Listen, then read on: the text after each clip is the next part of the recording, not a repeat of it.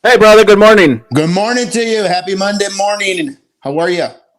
Happy. I'm doing great. Monday morning quarterbacks. Of the second edition, the second official edition of the spinoff we're trying to bring to life in our problems and opportunity podcast. We decided to do it Monday. What's the feeling behind Monday morning quarterbacks? Oh man, Monday is for winners. It's what the feeling is. Yeah. Nothing better than waking up on a Monday morning and just getting the week started. Especially when it's spring break Monday, right? Yeah. Yeah. I don't know, it just feels different. Feels good. Good vibes, man. Love it. Yeah. Yeah, and the name came from. So, for those who are kind enough to follow our show, the idea came from the one of my favorite sports writer who has since retired would call his Monday afternoon radio show Monday morning quarterbacks, regardless of what happened to the local sports teams. Right. It was going to be great in the negative or in the positive, but that's what he called it. So we thought we'd number one start out Mondays this way. Number two, feature people who are constantly looking for that business opportunity. And man, we have a great one today. Who do we have today? We do, absolutely. And actually, this our guest in Monday Morning Quarterbacks today is somebody that's a returning guest from our podcast for Problems and Opportunities, Mr. Danny Gerard. Good morning to you, sir. How are you? Good morning, guys. Good morning. Great to see you guys again. I'm super excited. Always love talking to you guys. Had a great first visit with you guys, and looking forward to today.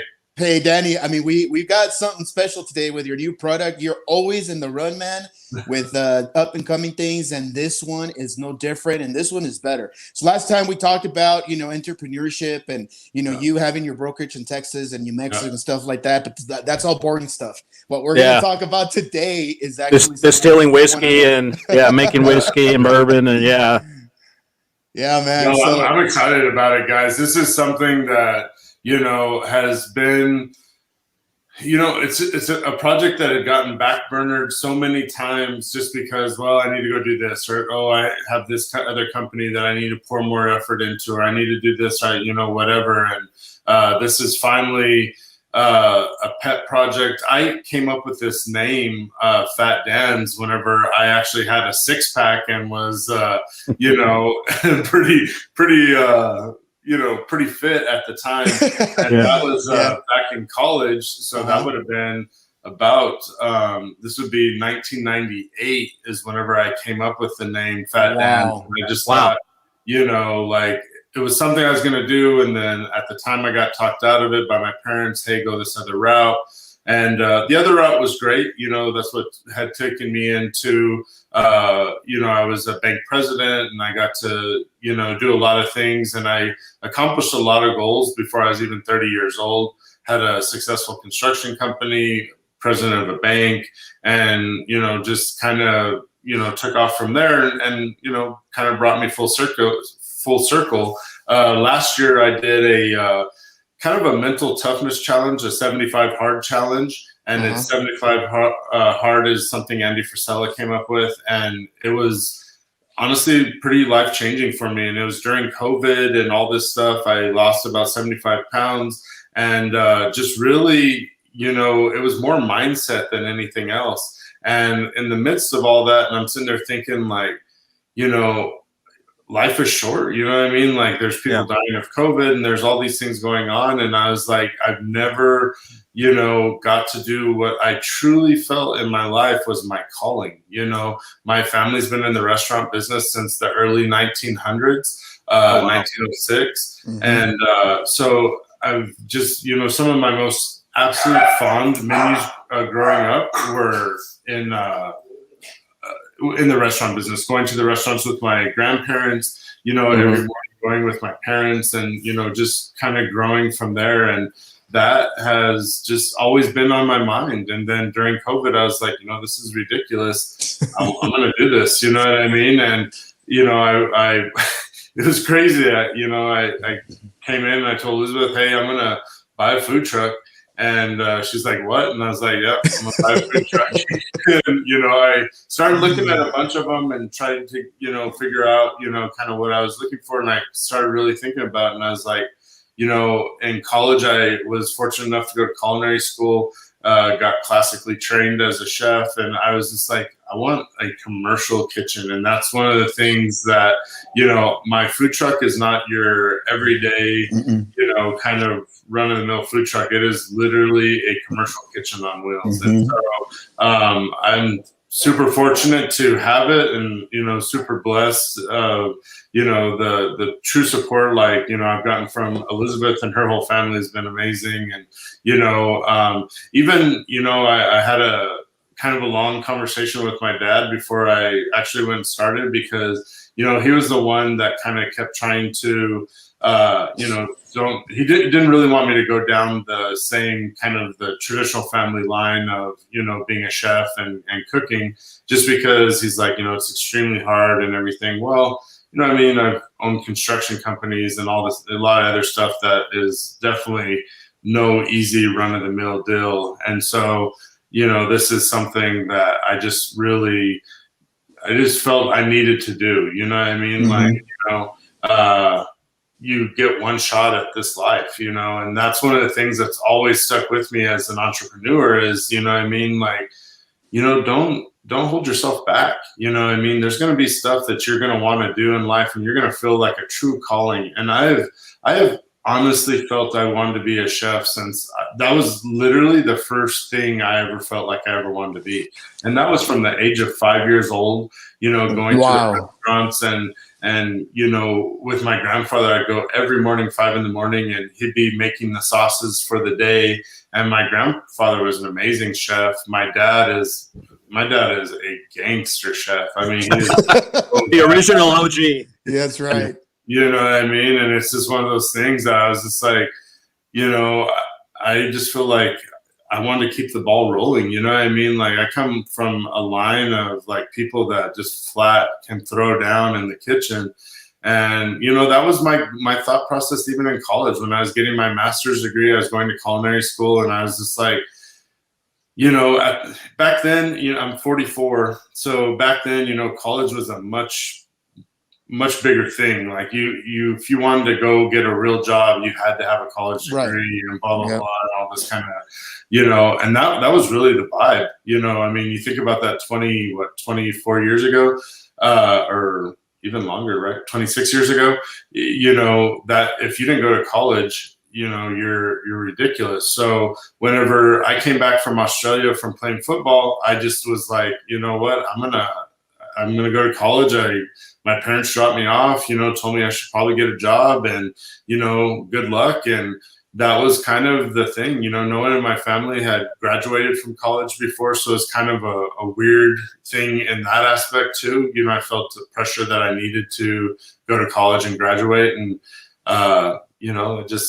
it just grew from there, Hey, Dan, we've been obviously, this is a slideshow of pictures you sent, featuring your truck or your vehicle. First of all, I love the tagline that says "Never trust a skinny chef." Oh man, that's awesome. That's why I had to grow into the tagline. You know what I mean? Yeah. Oh, that's because I've heard that before, and I think that's great. And then I also love the picture of you with the two knives. I'm kind of a knife snob. I like to cook as well, but man, I take care of my knives. In fact, I kind of hide them from when the general population's at home. I have. One of the things I may post it later today, so on my knife bag from college, and this is from when I was going to culinary school. So these knives would be, like 20 plus years, about 20 years old. And so, I have the original business card of Fat Dan's and where it was going to be in Las Vegas, and it was in my knife bag. And so I was just like, that's just crazy. And you're right. I mean, as a chef, your knives are your greatest tools. Mm-hmm. Yeah. And I think a lot of times people are like, oh, I need these super expensive knives and everything. No, you need a sharp knife. You need a sharp knife. That's right. And it doesn't have to be like those knives that I have in my hand. Those are kitchen grade knives. My knife bag, I always do carry my knife bag with me. But the majority of the time, I have a magnet rack, right there by where I do like a lot of prep work. Yeah. I'll just grab one of those knives, and I keep them sharp. I mean, like legitimately so Right. sharp. You know, you could do surgery with them. Oh man, And it's gotta be your pride, right? Mhm. Yeah. When you're out there, when you're, you know, that I'm just gonna put this out there. Yeah. I know that when you enlist in the venture of, you know, either opening up a, you know, like yourself, a food truck Yeah. or a restaurant or any type of food business, it is not an easy thing to do. I mean, I think you know, unlike popular belief that food sells itself, it doesn't. It really No. doesn't. I've seen a lot of times where people struggle, right? Come up with a new idea, you know, whether it's a just a little small place, restaurant, food, whatever, right? That there's a struggle. I think, you know, you've done an amazing job. And we were talking a little bit about this the other day. I went to go visit you about how you're still playing with the, you know, with the different With the recipes and stuff and like menu. that. Yeah. Yeah, yeah. But I do want you to share your story about. A viewer saw the sold out picture that came out on the slide. Share that story with the group. Yeah. So, you know, you're 100% right. You know, I got I actually received the food truck. It got finished being made on October 2nd. We weren't able to open until it was already in mid-January, whenever it took us 111 days to get the permitting and get everything pushed through. And, Wow. you know, it was, I mean, you talk about just brutal. There's a lot of days where you start thinking like, damn, is this really what I'm supposed to be doing? Yeah. But I tell you, I feel my calling on this is so strong that, you know, I just can't imagine.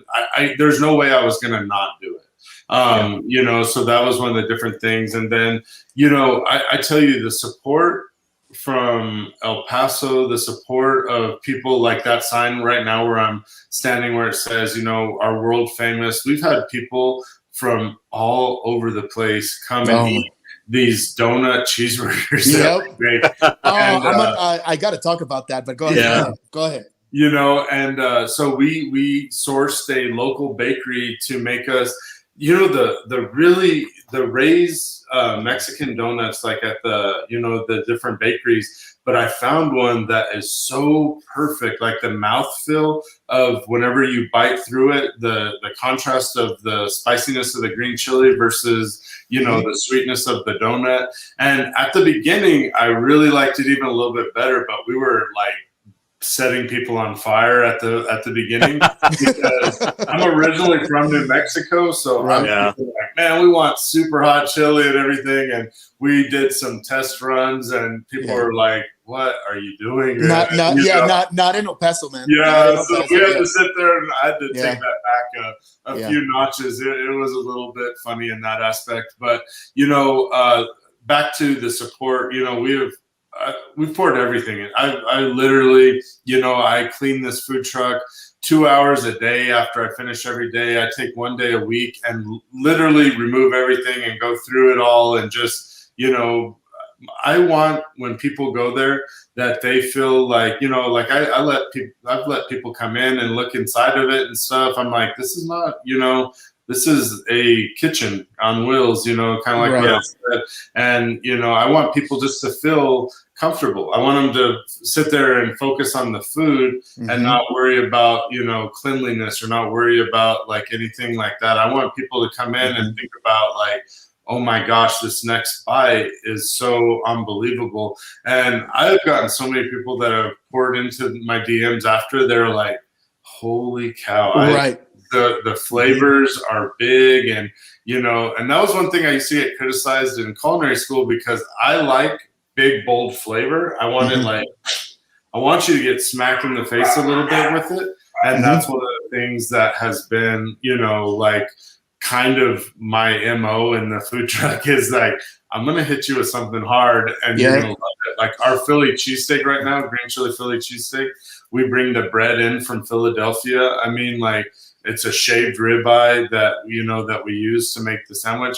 All of our patties are made fresh daily, and we have them custom made, you know, so that, you know, that it's the exact mouthfeel. You know, like I said, to me, when you come see us, I want it to be an experience. I want it to be fun. I want, you know, sometimes we get too busy and we're not able to spend time with the people that, you know, come, and I apologize, you know, for that. But love to be able to talk to people, hear what they're thinking, hear what after they take a bite of, you know, our food. And that was my favorite thing of restaurants and culinary my entire life is, you know, creating something so good that when people put it in their mouth and you see that smile or that little like, damn, that's good. You know what I mean? Yeah. Like, you know, like that feeling as a chef, there is legitimately. I mean, let me pitch two compliments to you, man. So I was telling my brother that I went to go visit you two Fridays ago, right?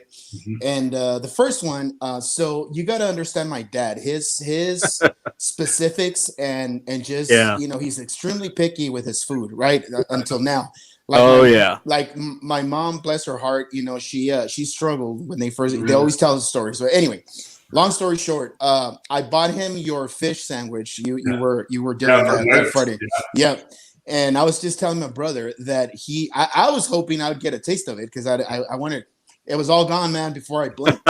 So you know what? I'm not a fish sandwich person, but I love that fish sandwich, you know. And that was a thing, like, I'm sitting there going, like, you know, I love El Paso. When I was brought here by the bank, you know, I fell in love with it. I love the culture. I love the people. I truly love everything about it. And you know, it's a big Catholic population, and Lent's a really big thing. And I was like, you know, we're so, like, beef. And I'm like, we have to come up with something. No, that's good. First week, we did a vegetarian like crisp, which is kind of like a Mexican pizza. Mm-hmm. And so I was like, okay, but I was like, And then whenever we started making those fish sandwiches, beer battered fish has a little, you know, kind of a nice little coleslaw that we put up on top of there, the cabbage and, you know, the dressing that we put on it is really good. And I mean, you know, it's everything we do, we want it to be like that, where your dad or someone that, you know, typically maybe isn't into that, or our food's more Southwestern versus like Texas or anything, you know, that's kind of our flair. And, you know, I tell you, there's just nothing better than seeing people enjoy it or hearing about it later. And, you know, people sending me pictures of empty wrappers of their food, you know, like, all gone, baby. I tell you, man, it was all gone. And then the second one is, so you know how I took my sister and my brother-in-law out there, right? And we were because they're about to close on their home. I'm so excited about them. So we went out to do some appliance shopping, and so they were hungry. I mean, they were like just like super hungry. So we were out there and waiting for the food. And my sister. I mean, you got to understand, she loses her patience really quick, right? Yeah. So it was taking a little longer than you usually expect at a food truck. Yeah.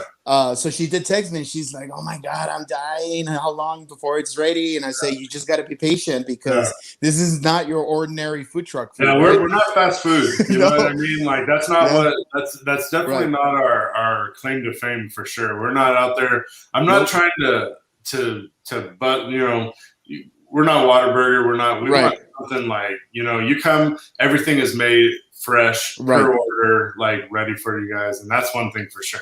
So they went home. They got their food. They went home. They ordered I think she ordered your vegetarian pizza, and some of Shirley's hamburgers. And she texted me back. She's like, "Oh my God, this was absolutely worth the wait." So that's your second compliment right there, man. No, you're doing great. That's awesome. And your green chili is it's from Hatch, right? Hatch, New Mexico. Well, it's from New Mexico. Yeah. So. You know, Hatch is a great place, you know what I mean, and everything like that. But there is a lot better chili grown throughout New Mexico. And so we bring ours from two different places in New Mexico. So we bring it from central New Mexico, and then we are also bringing it in from Deming. And so, man, Deming is putting out some absolutely unbelievable chili and grapes too, man. Holy cow. You want to get into wines and stuff like that? The owner of the vineyards over there is making wines for so many different wineries. I mean, he is just absolutely killing the game. And so that's another, you know, super fun one to do. But, you know, Hatch has been so overgrown with chili and not rotating crops and stuff like that, you know, soil quality and different things like that. There just really is better chili out there, and the winner of the best chili in the state of New Mexico actually came out of Socorro, New Mexico, this year. And so it's just one of those things, man. We're always trying to source the best products we can. Even like our pinto beans that we put in our Frito pies, that comes from a farm in Deming. That we're bringing pinto beans from New Mexico, from Deming. Everything that we That's do, awesome. man, I mean, we're just like, you know, I just truly believe in the fact of, you know, trying to source the best ingredients I possibly can, and the better ingredients I can come up that I can purchase and buy, the better the food's going to be anyway. Absolutely, you know? absolutely. And just to touch up about your world famous glazed donut hamburger, that's what I bought, and honestly, when I heard the name, I knew it was going to be a great combination of the the sweet with the with the burger and the chili and stuff like that. But I didn't realize, now that you're saying, because that, when I ate it, I kept on thinking, man, where did Danny get these donuts from?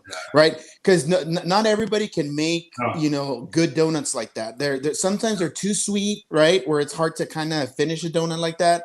When you think about glazed donut, you think about something very sweet and something that that sometimes it's there's just too much sugar going on. But yours is almost perfect, man. And I love the combination. So if anybody's looking for a good combination of sweetness with a taste of spice, oh man, it's great. It is great. And it's one of those things, like all of our food that we like, even our deep fried hot dog, like something as simple as that. We went through 20 different brands of hot dogs before we found one that we're like, damn, the crunch, the crack, the snap of the casing, the mouth, again, the mouthfeel, that's a big thing that I truly believe in. Is there's a certain, whenever you want to bite a deep fried hot dog that's bacon wrapped, there's a certain crunch, a certain crack you want it to have. Same thing with our burgers.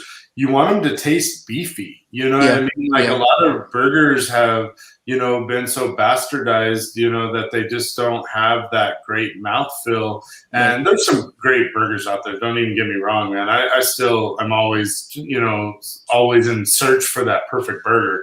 But, that's one of the things that's really good.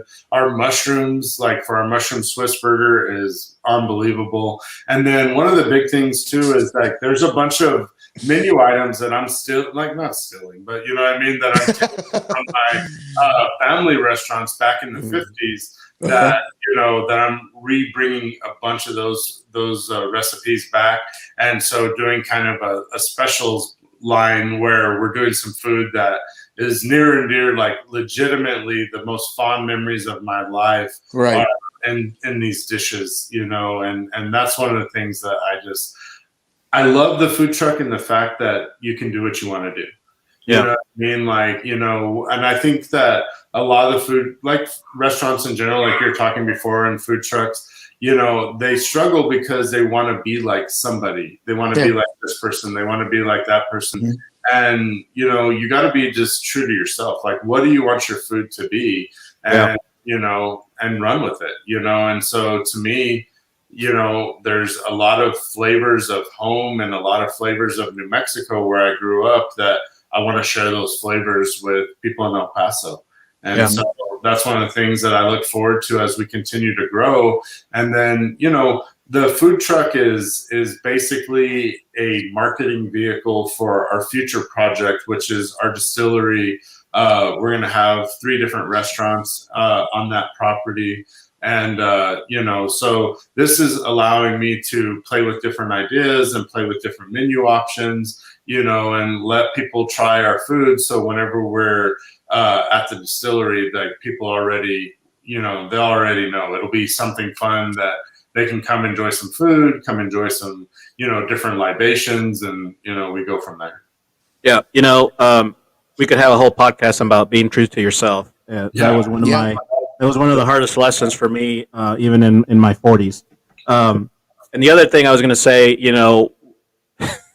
we could potentially try to do a food truck for our recipes from our heritage. There's one big problem. They're never written down anywhere. Well, that's actually a really big thing, is that my grandfather never passed down like our chili sauce recipes to my dad or my dad's brother. My dad, whenever I was growing up, I was, hey Dad, how do you make that? And he's like, oh, you have to figure it out. And so that's one of the things, like, and I think that's also like, I was telling someone the other day, I probably made 200 jars of chili sauce, and I've taken them over the years to my dad, and Dad, try this one. And he's like, no, it's good, but it's not it. You know what I mean? And then when you know. Maybe some of my dad's, and you'd be like, shit, that's so yeah, so good. You know what I mean? And, and it's one of those things that,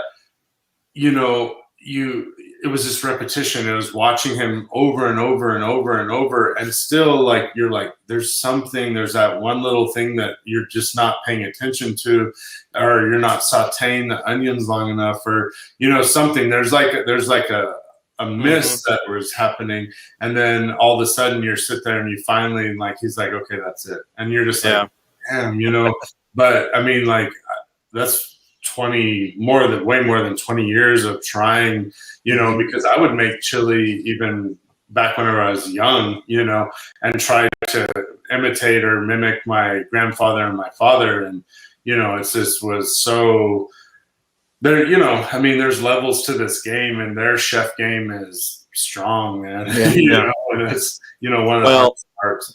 Yeah, it's. I heard you say 1998, sort of the beginning of this project, and here we are, 2021. So, Dan, just in the spirit of time, we again want to thank you. For people who are viewing or will view, we've been scrolling your different socials and ways it can link up. I was looking at your Facebook page, and it looks like, and this is El Paso, but looks like you're all over the place. At a St. Patrick's event over the weekend and things like that. Yeah. So people like his pages, and go see the great Danny, because I know for sure when we visit, we'll see where you're located. For sure. Come try. So most days we're located on the corner of Rich Beam and Saragossa. Next to the Circle K. That's where we are Wednesday through Saturday typically. And if you follow us on social media, though, like the different pages, Instagram we're probably the most active on, and then we're also active on Facebook. And check us out and see what we have going on. We're playing around with like carne asada burgers and different things that are. Oh boy, that is so good, because that's just beef on top of beef and everything. Yeah. Oh my. A Three Little Piggies barbecue sandwich that'll be coming out in the next couple of weeks. Wow. Dang. Yeah. Really good. Well, Dan, again, thank you. This is the intention of this, is to feature businesses. And I'm glad you went into the history of it, because sometimes you think, oh, he's going to try something else. And you just went about try. I mean, this is a 23-year idea that's just come into life, and a legacy really in your family. So, man, thanks again. And thanks, thanks for coming back for sure, and always, guys, being part of this. No, and I appreciate you guys. You guys have been awesome, and I appreciate the support of this project and other projects. And honestly, I mean, you guys are doing a great service. There's so many, you're giving people a place to come and showcase, and I think that's awesome, because there's so many people that are always focused on me, and you guys are focusing on the community and on other people out there. And I think that's awesome. And I truly, truly appreciate you guys so much, and for letting me come back and talk to you about this new exciting project. Absolutely, Dan. And again, I want to thank you as well for just spending this time with us and sharing. I mean, your ventures. I mean, you can almost, it's very palpable, your emotions and the way you feel about what you want to do and accomplish. And that's just awesome. Yeah. I tell you, the first day, like I started, the very first time, real quick story, that, we were doing like the test menu in the actual truck, and, sending out the first food, and like legitimately like a little tear rolling down my face. I bet. Knowing that it was just like unbelievable, the emotion of it, It seems surreal, right? And it was just like, oh my God, I cannot believe we're finally, doing this, finally serving something out the window. You know what I mean? It was unbelievable. Yeah. And, that's something that, I'll never forget, Cool deal. Well, Again, thank you for being here. Thanks everyone for watching, who will watch. This has been another edition of Monday Morning Quarterbacks. And See for you my guys. brother, Thank you so much. yep, this is Javier. Problems. And opportunities. Thank you guys. Love it. Thanks, bro.